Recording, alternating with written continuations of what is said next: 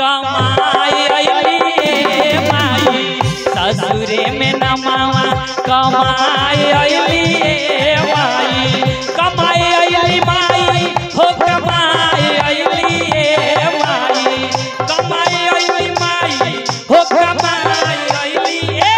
माई ससुरे में नमावा कमाई अइली माई ससुरे में नमावा कमाई अइली माई। और का कहली कि बिटिया कमा के तो अइलू नाम हमार लेकिन का बतैलू का कहलू तो कहली हमारे ससुर जी के लंबी लंबी मछिया माई हमारे ससुर जी के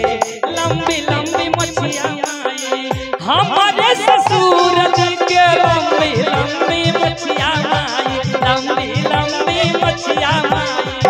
ओनहु के मछिया उखाड़ अइली माई ओनहु के मछिया उपार अइली माई ससुरे में नमावा कमाई अइली माई ससुरे में नमावा कमाई अइली माई।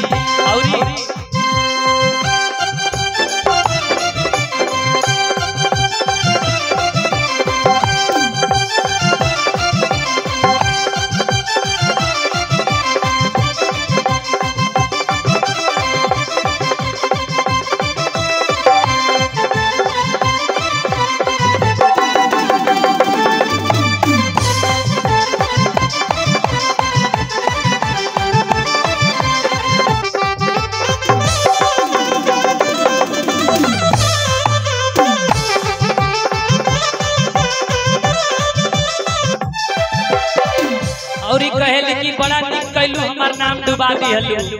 और का कहले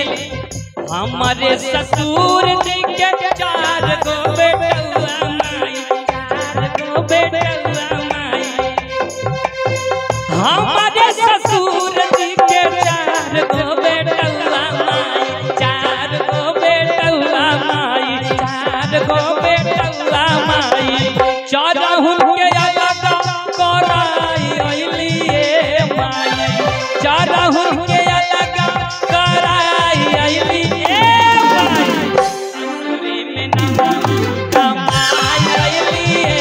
माई ससुरे में नमावा कमाई अइली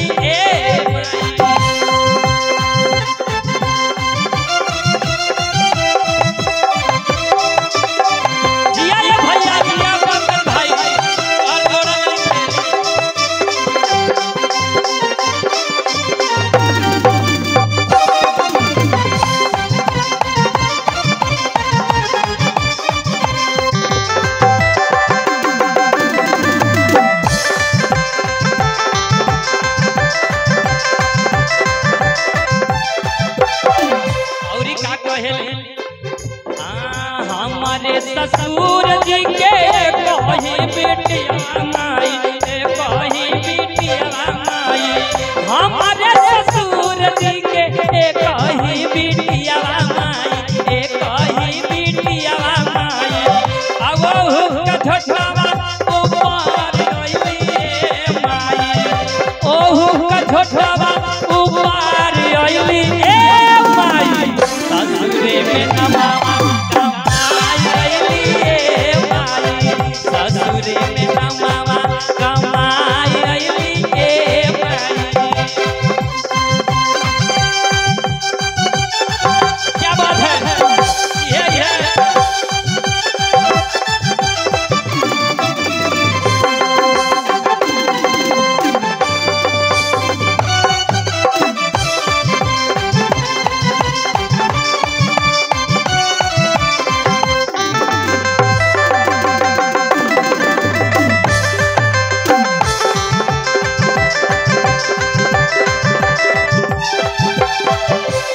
और कहे लास्ट में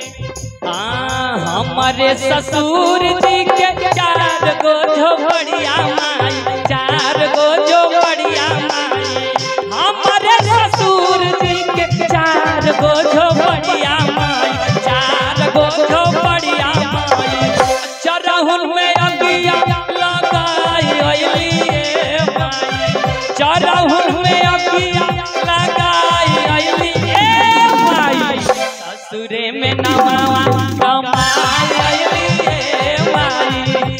ससुरे में नमावा कमाई अइली ए माई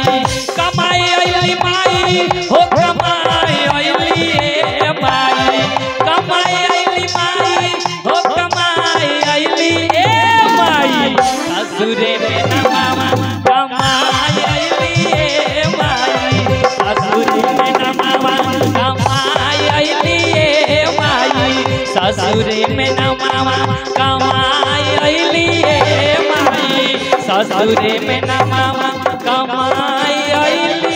ए माई। कौन ठीक कैलू अगली बार से ऐसा मत करिए।